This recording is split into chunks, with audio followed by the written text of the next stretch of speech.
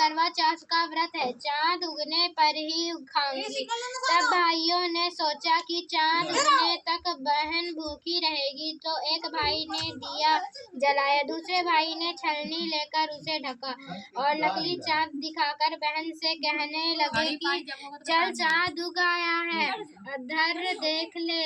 बहन अपनी भाभीियों से कहने लगी कि चलो अधर दे, तो भाभियां बोली तुम्हारा चांद उग गया होगा, हमारा चांद तो रात को उगेगा। बहन ने जब अकेले ही अधर दे दिया और खाने लगी, तो पहले ही ग्रास में बाल आ गया, दूसरे ग्रास में काकड़ आया और तीसरा ग्रास मुंह की ओर किया तो उसकी ससुराल से संदेश आया कि उसका पति बहुत बीमार है, जल्दी भेजो। माँ ने तब लड़की को विदा किया और कहा कि रास्ते में जो भी मिले उसके पास, और जो कोई सुहाग का आशीर दे तो उसके पल्ले में गांठ लगाकर उसे कुछ रुपए देना। बहन जब भाभीियों से विदा हुई तो रास्ते में जो भी मिला उसने यही आशीष दी कि तुम सात भाई की बहन, तुम्हारे भाई सुख रहे और तुम उनका सुख देखो। सुहाग का आशीष किसी ने भी नहीं दिया। जब वह ससुराल पहुंची तो दरवाजे पर उनकी छोटी ननद खड़ी थी, वह उसके भी पांव लगी तो उसने कहा कि सुहागिन रहो, सपूत हो। तो उसने यह सुनकर पल्ले में गांठ बांधी और ननद को सोने का सिक्का दिया। तब भीतर गई तो सास ने कहा कि पति धरती पर पड़ा है, तो वह उसके पास जाकर उसकी सेवा करने के लिए बैठ गई। बाद में सास ने दासी के हाथ बची खुची रोटी भेजी। इस प्रकार से समय बीतते बीतते मृगशीर मार्गशीर्ष की चौथ आई तो चौथ माता बोली करवा ले भाइयों की प्यारी करवा ले। लेकिन जब उसे चौथ माता नहीं दिखलाई दी तो वह बोली हे माता, आपने मुझे उजाड़ा तो आप ही मेरा उद्धार करोगी, आपको मेरा सुहाग देना पड़ेगा। तब उस चौथ माता ने बताया कि पौष की चौथ आएगी, वह मेरे से बड़ी है, उसे ही सब कहना, वही तुम्हारा सुहाग वापस देगी। पौष की चौथ आकर चली गई, माघ की चली गई, फाल्गुन की चली गई, चैत्र वैशाख ज्येष्ठ आषाढ़ और श्रावण भादो की सभी चौथ आई और यही कहकर चली गई कि आगे वाली को कहना। और सौज की चौथ आई तो उसने बताया कि तुम कार्तिक की चौथ नाराज है, तुमसे कार्तिक की चौथ नाराज है, उसी ने तुम्हारा सुहाग लिया है, वही वापस कर सकती है, वही आएगी तो पाँव पकड़कर विनती करना। यह बताकर वह भी चली गई। जब कार्तिक की चौथ आई तो वह गुस्से में बोली भाइयों की प्यारी करवा ले, दिन में चाँद उगाने वाली करवा ले, व्रत खंडन करने वाली करवा ले, भूखी करवा ले। तो यह सुनकर वह चौथ माता को देखकर उसके पाँव पकड़कर गिड़गिड़ाने लगी। हे चौथ माता, मेरा सुहाग तुम्हारे हाथों में है, आप ही मुझे सुहागिन करे। तो माता बोली पापिन हत्यारिन, मेरे पाँव पकड़कर क्यों बैठ गई। तब वह बोली कि जो मुझसे भूल हुई उसे क्षमा कर दो, अब भूल नहीं करूंगी। तो चौथ माता ने प्रसन्न होकर आंखों से काजल, नाखून से मेहंदी और टीके में से रोली लेकर छोटी उंगली से उसके आदमी पर छीटा दिया तो वह उठकर बैठ गया और बोला कि आज मैं बहुत सोया। वह बोली क्या सोए, मुझे तो 12 महीने हो गए, अब जाकर चौथ माता ने मेरे सुहाग लौटाया। तब उसने कहा कि जल्दी से माता का पूजन करो। जब चौथ की कहानी सुनी, करवा का पूजन किया तो प्रसाद खाकर दोनों पति पत्नी चौपड़ खेलने लगे।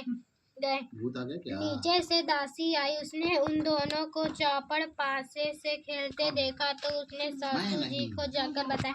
तब से सारे गांव में यह बात प्रसिद्ध हो गई कि सब स्त्रियां चौथ का व्रत करें तो सुहाग अटल रहेगा। जिस तरह से साहूकार की बेटी का सुहाग दिया, उसी तरह से चौथ माता सबको सुहागिन रखे।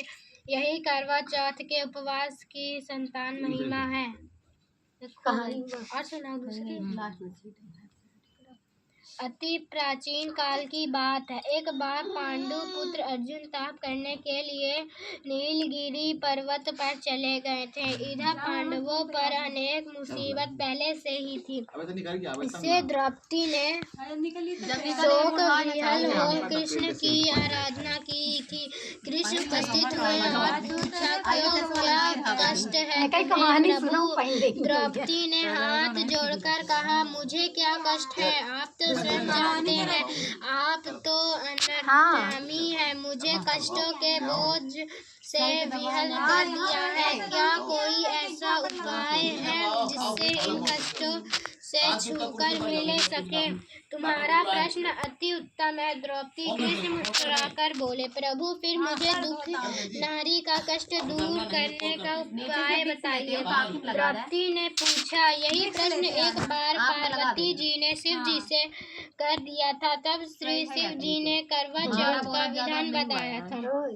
फिर प्रभु करवा चौथ की जानकारी मुझे भी दीजिए और उसकी कथाएं कहिए। तब कृष्ण ने एक पल सोचने के बाद कहा, दुख सुख जो संसारिक माना जाता है, प्राणी उसमें सदा ही लिप्त रहता है। मैं तुम्हें अति उत्तम करवा चौथ व्रत की कथा सुनाता हूँ, इससे ध्यान से सुनो।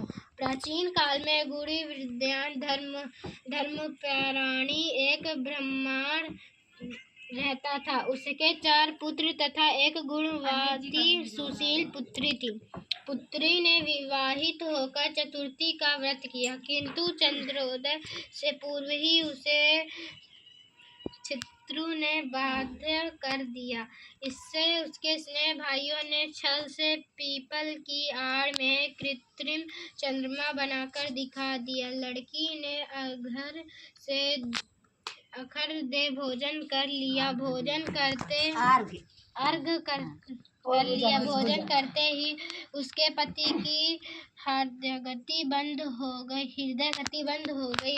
इससे दुखी हो जाने अन्न जल त्याग दिया। उसी रात्रि में इंद्राणी भूविचारण करने आई। ब्रह्माणी पुत्री ने उससे अपने दुख का कारण पूछा। इंद्राणी ने बताया, तुम्हें करवा चौथ व्रत में चंद्र दर्शन से पूर्व भोजन कर लेने से यह कष्ट मिला है। तब उसी लड़की ने अंजल बांधकर विनय की इससे मुक्त होने का कोई उपाय बताइए। इस पर इंद्राणी ने कहा, यदि तुम विधि पूर्वक अग्नि करवा चौथ का व्रत करो तो तुम्हारे पति पुनर्जीवित हो जाएंगे। कन्या ने ऐसा करने का वचन दिया तो उसका पति स्वस्थ हो गया। इस पर उस कन्या ने वर्ष भर प्रत्येक चतुर्थी का व्रत किया और अनंत अखंड सुहाग प्राप्त किया। श्री कृष्ण ने कहा, हे द्रौपदी, यदि तुम इस व्रत को करोगी तो तुम्हारे सभी संकट टल जाएंगे। इस प्रकार द्रौपदी ने यह व्रत किया और पांडव सभी क्षेत्रों